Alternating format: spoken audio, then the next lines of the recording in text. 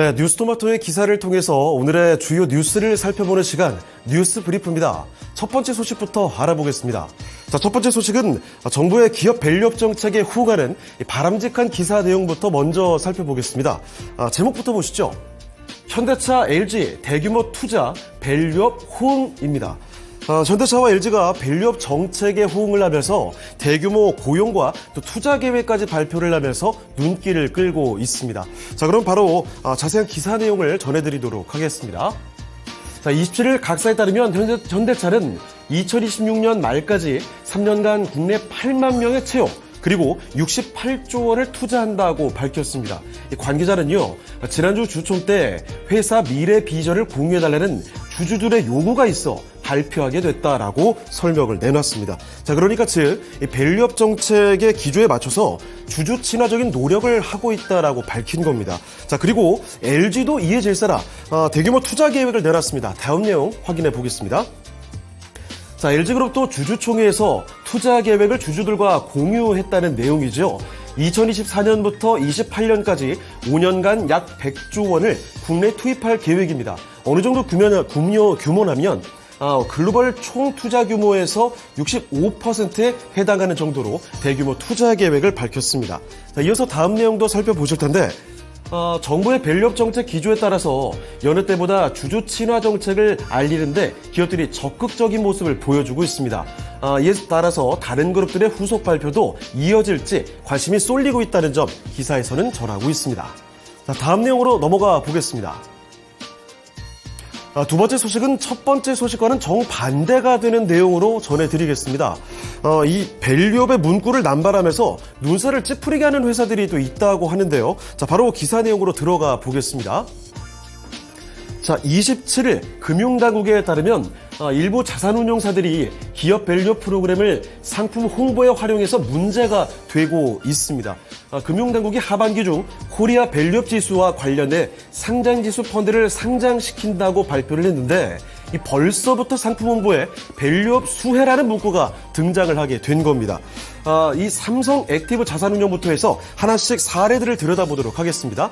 삼성 액티브 자산운용은 코어 액트 배당 성장 액티브 ETF 이 설명에 밸류업 1호 ETF 이런 표현을 사용하고 있습니다. 자, 그리고 신한자산운용의 경우에도 보시면요. 기존의 신한 좋은 아침 펀더멘탈 인덱스 펀드 여기에 밸류업이라는 단어를 그냥 붙였습니다. 자, 그래서 신한 밸류업 펀더멘탈 인덱스 펀드로 재출시를 한다고 밝히고 있는 상황이고요. 자, 그리고 삼성자산운용의 경우에도 볼까요? 이쪽에도 보시면 진짜 밸류업 ETF 이런 표현을 썼고 한화자산운용은 아리랑 고배당주 ETF에 밸류업 정책 수혜 금융상품 이렇게 소개하기도 했습니다. 자, 이와 관련해서 금감원 측에서는요, 명확하게 안 된다라고 밝히고 있습니다. 자, 다음 내용 이어서 보시죠. 자, 금감원은 코리아 밸류업 지수가 확정되지 않은 상황에서 운용업계가 펀드 명칭이나 투자 전략, 홍보 등의 밸류업 문구를 사용하면 안 된다고 밝혔습니다. 자칫하면 투자 테마로 변절될 우려감을 비추고 있고요. 자, 그리고 투자자가 해당 펀드를 정부 정책에 따른 밸류업 ETF로 오인하게 돼서 금소법 위반 소지가 있다라고 법적인 측면에서도 설명을 내놓고 있습니다. 자, 그러면 또 다음 소식으로 넘어가 보겠습니다. 자, 세 번째 소식은 요 근래 화제를 모으고 있는 한미와 OCI 그룹의 통합 관련된 소식으로 꾸며봤습니다. 앞서 몇 차례 전해드렸던 것처럼 박빙의 대결 구도가 전해지고 있는데요. 점점 더 예상하기 어려울 정도로 치열해지고 있습니다. 자, 그럼 먼저 제목부터 보시죠. 한미 OCI 통합, 소액주주에 달렸다.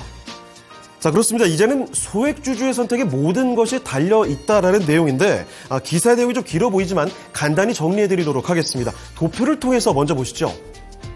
자, 이렇게 지분율 대결이 이런 구도로 전개가 되고 있습니다. 간단히 보면 합병에 찬성하는 이 왼쪽에 모녀 측이죠. 그리고 송혁수 한미사이언스 회장과 임주연 한미약품 사장이 있고 그리고 합병에 반대하는 형제 측 그러니까 임종윤 한미약품 사장과 임종훈 한미정밀화학 사장 측이 있습니다.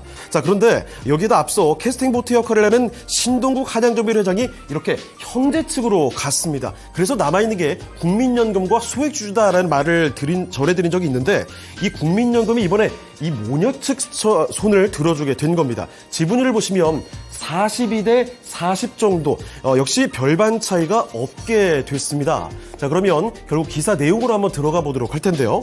자, 27일 금융투자업계에 따르면 전날 늦은 오후 국민연금 수탁자 책임전문위원회는 28일에 열리는 한미사이언스 주총에서 사측이 낸 주총 안건을 모두 찬성하기로 했습니다. 한마디로 모녀 측의 손을 들어주기로 했다는 거죠. 자, 다음 내용을 이어서 보도록 하겠습니다. 최근 최종 캐스팅 보트는 결국 소액주주들이 쥐었다고 봐도 무방한 상황입니다. 그런데 일반 주식 투자 커뮤니티나 종목 토론방 등에 따라 드러난 일반 주주들의 분위기는 현 경영진의 비판 일색이라는 점을 전하고 있는데요.